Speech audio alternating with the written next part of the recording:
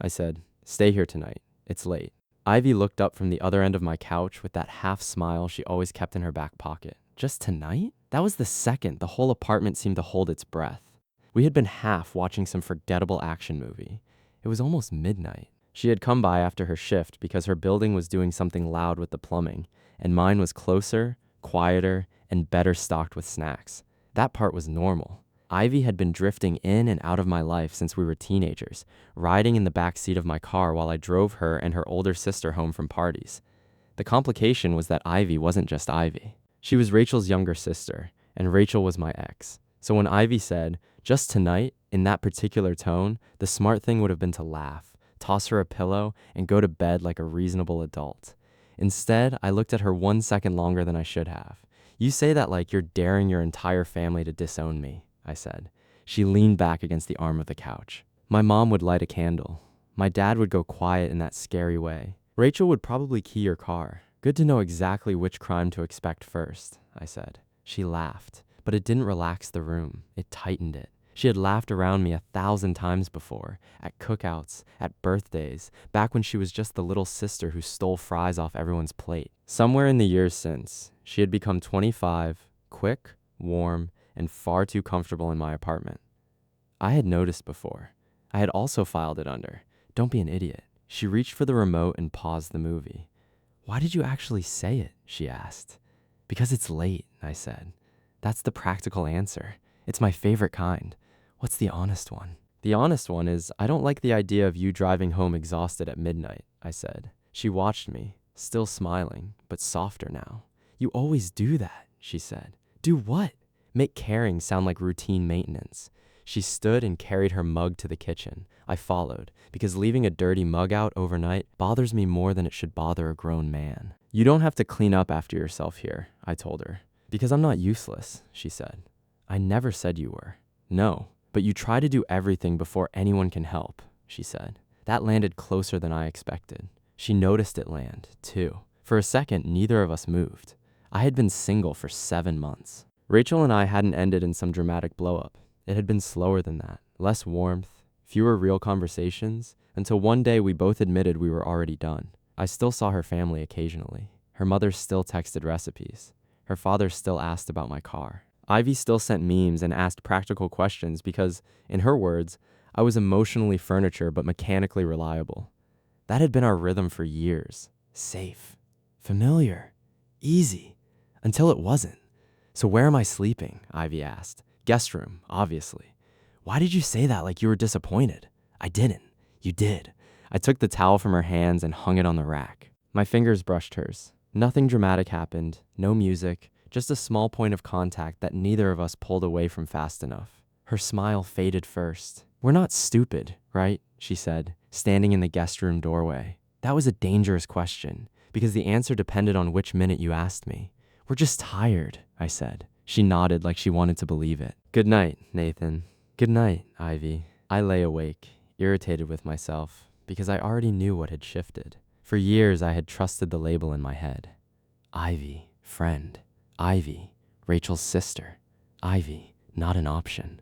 Labels are cheap, though. One tired night and one careless sentence, and the label had peeled itself off without asking permission. If I had known where that sentence was headed, I probably still would have said it. That's the part I don't like admitting. The next morning, I woke to a pan hitting the stove. I walked into the kitchen barefoot, still half asleep. You break into places often, I asked. She turned with a spatula in her hand. I was already inside. Genius. She had pulled her hair back and looked entirely too comfortable in my kitchen. Not staged, just familiar, like she already knew which drawer held the good spoons. Because she did. We sat. She moved her plate to the chair beside me instead of across from me. Small move, loud message. Ivy, I said. You know what? She said. Maybe I want you to say it first. The easy answer was another joke, and I almost reached for one. Instead, I said, last night felt different. Her eyes didn't move off mine. Yeah, I don't want to make things uncomfortable for you, I said. You're not. I don't want Rachel sitting between us like something neither of us can move, I said. That one's already there, she said. Can I say something without you turning it into a safety briefing? She asked. I didn't wake up confused this morning. I woke up nervous. Nervous because I liked being here too much. she said. I looked at the plate she'd made. Eggs, toast, coffee. Nothing that should have made a grown man reconsider his life. But it did, because it was never about the food. It was about care that didn't ask to be noticed. Rachel and I had lived inside routines that eventually turned into negotiations. With Ivy, even silence weighed less. We need to be careful, I said. That's your idea of a romantic opening line, she said. I'm not asking you to be reckless, she said. I'm also not asking you to pretend nothing happened. Your family won't take this well, I said. I know exactly what Rachel will say, she said. That won't matter to her. I don't want to be the reason you're stuck in the middle of your own family, I said. You don't get to decide that for me, she said. Fair. What do you want? She asked. Not what was safe. Not what Rachel would think. I want to see where this goes, I said. She let out a slow breath. Me too, but we keep it quiet for now. Not because I'm ashamed. Because once this is out, we lose control of the first version people hear, she said. Rachel's version. Then we wait until we know what this is, I said. 3 weeks. That's how long we lived inside the small world we built and pretended wasn't fragile. We avoided obvious places. We took late walks. We drove 20 minutes out of town for coffee where nobody knew our faces. She came by after work with takeout, and I fixed the sticking lock on her apartment door because I needed a reason to see her that didn't sound desperate. The first time I kissed her wasn't planned. She was standing in my doorway arguing that I had no taste in movies. She stepped closer to hand back my keys, which she'd borrowed. Her fingers pressed the keys into my palm and she didn't step back. You're staring, she said. What are you thinking? That if I kiss you, we can't pretend this is just breakfast and bad movie opinions anymore, I said. She swallowed. I'm tired of pretending, she said. I kissed her then, slow enough to leave her room to stop it. She didn't, her hand pressed flat against my chest, not pushing away, just holding herself steady like she needed proof I was real. When she stepped back, she said, well, that was inconvenient, deeply. We should probably panic. Scheduled for later, she said. After that, the secret stopped being just attraction. It turned into dinner at my table with her shoes by the door. It turned into learning that she talked fast when she was nervous and got quiet when something actually mattered. One night, she sat on my counter and said, you know what scares me? What scares you? I asked. That this is the best thing I've felt in years, and I have to treat it like a parking ticket I'm hiding, she said. I don't love that either, I said. Do you ever feel guilty? Yes, she said. Not about us, about the hiding, about lying to people we love, I said. I'm choosing to, she said. Then don't make it sound like you kidnapped my honesty. I don't want you waking up one day feeling like I cost you your family, I said. And I don't want you deciding I'm too fragile to choose you, she said. That stopped me. I know Rachel. I know my parents. I know exactly how ugly this can get. I'm not walking around in some fog, she said. I care about the cost of this, I said. So do I, she said. And I'm still here. It wasn't helped by Rachel calling Ivy more often than usual. Rachel didn't know anything yet, but she could sense distance, and she had never been comfortable not being the center of a room, even one she'd left herself. One evening, her phone buzzed, and Ivy sighed. Third time today, she said. Answer it, I said. No, I'll call her tomorrow, she said. You sure? No, honest answer. The next day, she told me Rachel had asked if she was seeing someone. My stomach tightened. I said, maybe, Ivy said. I didn't say who. She said I was being secretive. She's right, I said. I know. We sat in my car outside her building because walking her in felt risky and driving away felt worse. How long do we keep doing this? She asked. I don't know, I said. Do you want to tell them? Yes. When? When I'm sure we're not just making each other feel better, I said. That hurt her. I saw it land. Is that what you think this is? No. Then why say it? Because I'm scared it could look that way to them, I said. To them or to you? I didn't answer fast enough. I'm trying not to feel like a problem you're managing, she said. Then don't manage me, she said, and got out before I could fix it with words. I followed her to the entrance. You're not a problem, I said. Then what am I? The woman I want to be with, I said. Her expression changed. That's the first clear thing you've said all night, she said quietly. I'm not ready for your family, but I'm done making you feel unsure about you, I said. She held my eyes a long moment. Then come inside for 10 minutes, she said. I followed her in. The mistake happened on a Thursday. Ivy had come by after work. We'd had dinner, cleaned up, and settled into the living room. She was wearing one of my old sweatshirts. We sat close enough that her shoulder rested against mine. That was when I heard a key turn in the front door. Not a knock. A key. Ivy froze. Are you expecting someone? No, I said. Rachel walked in with a cardboard box in her arms. She stopped so hard the box tilted. For maybe 3 seconds, nobody spoke. She looked at Ivy, then the sweatshirt, then me, then the 2 mugs on the coffee table. Oh, she said. Ivy stood. Rachel. Rachel's mouth opened, then closed. No, she said. No, absolutely not. You still had a key, I said. That's what you want to open with, she said. It's a fair place to start. I can explain, Ivy said. Rachel turned on her. You can explain why you're wearing his sweatshirt in his apartment at 9 at night. It's not what you're trying to make it sound like, Ivy said. Rachel, I said, keeping my voice even, don't talk to her like that. You don't get to protect her from me, Rachel said. I do when you walk into my home swinging words around, I said. So you moved on to my sister, Rachel said. Ivy flinched, and something in me went cold. Stop, I said. You knew exactly what this would do, Rachel told her. I didn't plan it, Ivy said, voice shaking but steady. Oh, that makes it sweet, Rachel said. I moved half a step between them. Wow, Rachel said. Look at him, standing guard. Finally getting the reliable one, Ivy? Ivy's eyes filled, but her chin lifted. Don't what? Say the obvious? I spoke before Ivy could. You're angry. I understand that, but you're not going to tear her apart in my living room, I said. Your living room, she repeated. Your rules, your little secret. She picked her box back up. Mom and Dad are going to hear everything, she said. Please don't turn this into something ugly, Ivy said. You did that without my help, Rachel said, and left. A minute later, I heard her car pull out of the lot. Ivy sat down like her legs had finally voted against her. I stood there, furious with myself over one stupid oversight. She still had a key, I said. That's what you're thinking about right now? I'm thinking about a lot of things. That one has an easy fix, I said. She gave a shaky laugh, then covered her face. She's gonna destroy me, she said. No, you don't know her when she's humiliated, I said. She'll call your mom first, then your dad, then every cousin with a group chat. It means we don't call 15 people while panicked. We tell your parents tomorrow, together. But tonight we breathe. I change the locks and figure out what we're actually saying, I said. You're very strange in a crisis, she said. Useful, strange, annoyingly, I said. I changed the locks that night. When I came back, Ivy was standing by the window. I should go home, she said. I don't think you should drive like this, I said. I don't want to hide in your apartment like I did something wrong, she said. Then don't hide, I said. What are we doing? We're going to tell the truth.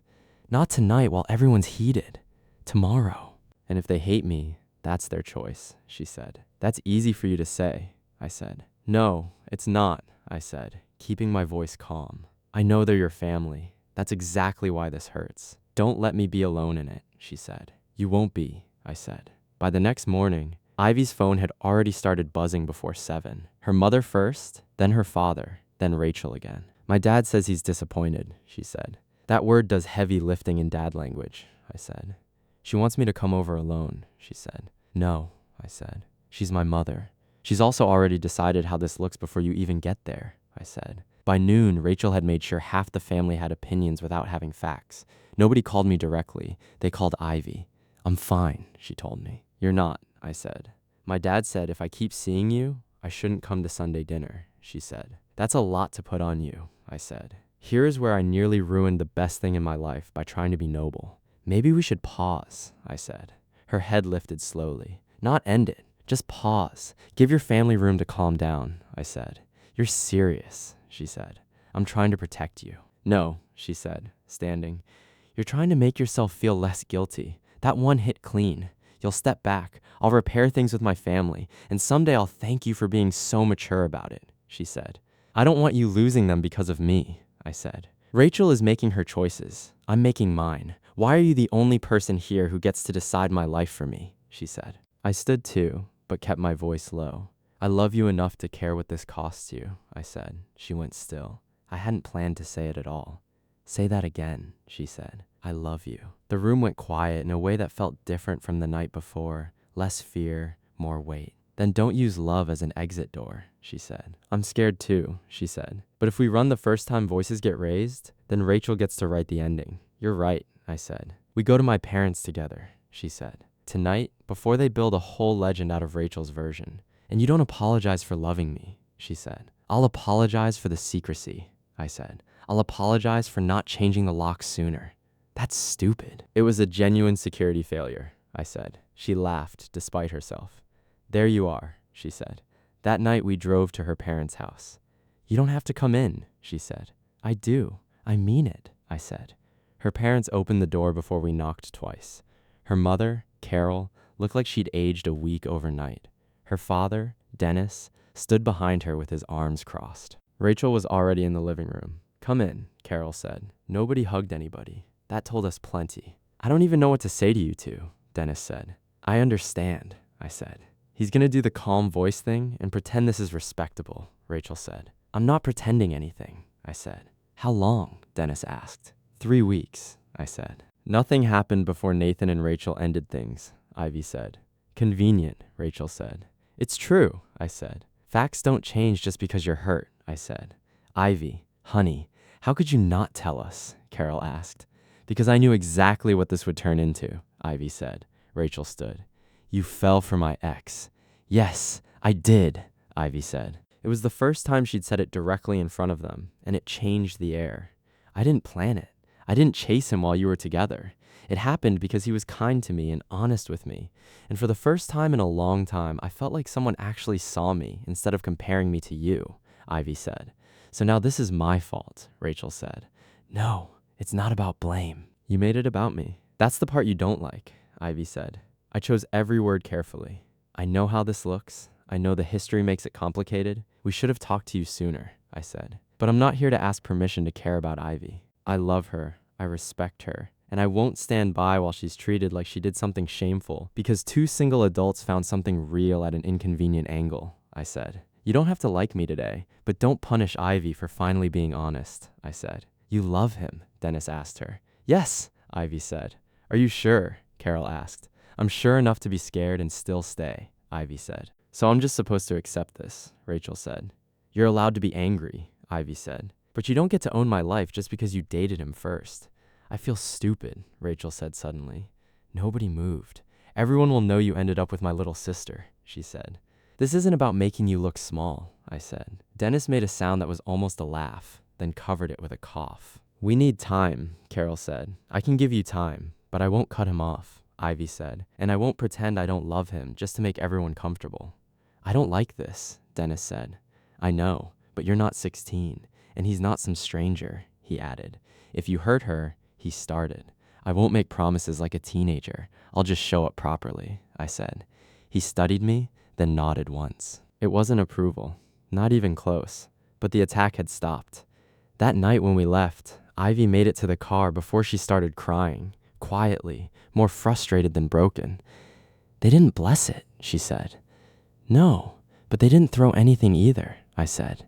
Rachel hates me, she said. It's hurt, not hate, at least not forever, I said. Do you believe that?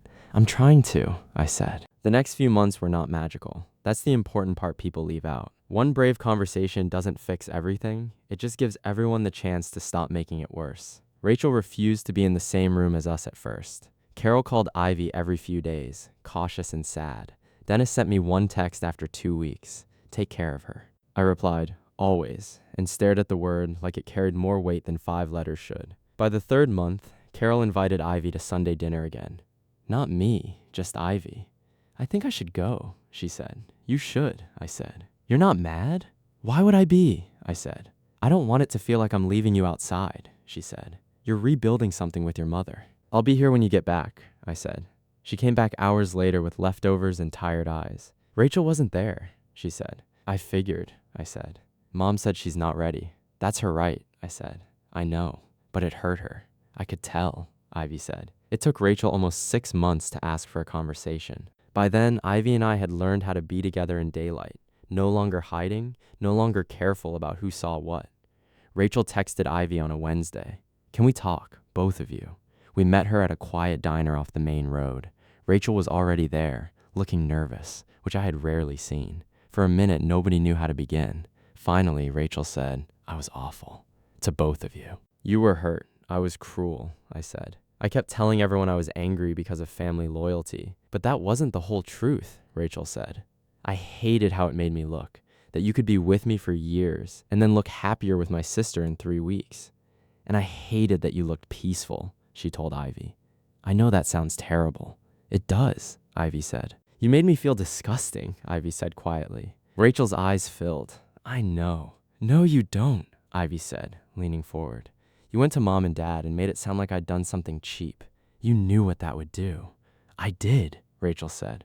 Why? Because I wanted them on my side before you could explain, she said. There it was, plain and ugly, but honest. I wanted you to call me first, Ivy said. You came into his apartment, she added, looking at Rachel. I told myself I was picking up my box, but I was looking for something. I just didn't know what, Rachel said. I should have changed the lock sooner, I said. That is such a Nathan apology, Rachel said, laughing despite herself. For the first time, the table didn't feel like a courtroom. I don't expect you to trust me right away, Rachel said, but I miss my sister. I'm tired of acting like staying angry keeps me dignified. It just keeps me alone with my own noise, she said. I missed you too, Ivy said. Nathan, I'm sorry, Rachel told me. You didn't owe me loneliness after we ended, I said. Do you forgive me? She asked Ivy. I want to. I'm not all the way there, Ivy said. That's fair, but I want to, Rachel said, wiping under one eye and laughing at herself. I promised myself I wouldn't cry in a diner. There she is, Ivy said softly. They both smiled, and something old shifted. Not fixed, not erased, shifted. After that, the family came back together the way real families do, unevenly, with cautious invitations, awkward jokes, and people trying again without ever saying that's what they were doing. The first full dinner with everyone happened at Carol and Dennis's house in early fall. You're nervous, Ivy said. You already showed up. That was the easy part, I said. What's the hard part? Letting them see I'm happy, I said. Dinner was not perfect. Rachel avoided looking at us whenever Ivy touched my arm. But halfway through the meal, she passed Ivy the rolls without being asked. Here, before Nathan eats all of them, she said. Ivy leaned back in her chair, and under the table, her knee touched mine. Not secret, not hidden, just there. After dinner, I helped Dennis take the trash out. You two seem good, he said. We are, I said. She looks happy, he said. She is, I said. Rachel had a hard time, he added, looking toward the house. I know she loved you once. I know she hated being replaced. Ivy didn't replace her, I said. No, he said slowly. I understand that now. A year after that late joke on my couch, Ivy and I were still together, steadier, calmer, and a lot less interested in hiding from anyone's discomfort. She had a drawer at my place before she had a key. Then she had a key before she moved in. One Friday night, she stood in my kitchen, the same kitchen where she'd made breakfast that first morning, and said, You know, this place could use more plants. That sounds like the opening argument of a takeover, I said. Don't be difficult in our home, she said. I stopped. She stopped too. Our home, she said. She looked at me like she hadn't meant to say it, then decided not to take it back. Our home, I repeated. Is that too much? She asked. The plants or the phrase? The phrase. No, it sounds right, I said. She let out a breath. Good, because I already ordered them, she said. She moved in slowly. A box of books, her favorite blanket, an unreasonable number of mugs. Carol helped her unpack the kitchen things one Saturday. Rachel came too, carrying a small housewarming gift. For the place, she said. Figured you needed something that doesn't look like Nathan picked it during a power outage. Inside was a framed photo from one of their old family cookouts. Ivy laughing at something off camera. Me in the background holding a plate, not even looking her way. Rachel beside her, younger, unaware of everything life would later rearrange. I almost didn't give it to you, Rachel said. Why did you? Ivy asked. Because we were all there before this got complicated, she said. I wanted proof that complicated doesn't have to mean ruined. Ivy hugged her. Rachel hugged her back. It was awkward for about 2 seconds. Then it wasn't. Now, when people ask how Ivy and I started, we don't give them the whole messy version unless they've earned the chair and the coffee. We say it happened slowly, then all at once, then with a lot of family meetings nobody wanted. Rachel is part of our life again, not like before, better in some ways, because nobody is pretending anymore. She eventually started seeing someone who made her laugh without making every room compete for her attention. Dennis still checks my repairs like I'm a licensed disappointment. Carol still sends food home with us like we live 3 states away. And Ivy still steals the blanket, still accuses my apartment of running too cold, still looks at me sometimes, like she remembers that first night and the small, dangerous smile that started it. A few weeks ago, we were on the couch watching another comedy that was probably terrible. She paused it halfway through and looked at me. Do you ever regret it? I knew exactly what she meant. The secrecy, The fallout, the calls, the drive to her parents' house, the months of careful rebuilding, the pain we caused by being slow to tell the truth. I regret the extra key she never gave back, I said. She laughed. I regret hiding longer than we should have. Me too. But you? No, I said. She leaned against me. Good, she said. The movie kept waiting on the screen. I looked at her and said, "Stay here tonight. It's late." She turned her face toward mine, that same smile appearing like she already knew exactly what it would do to me.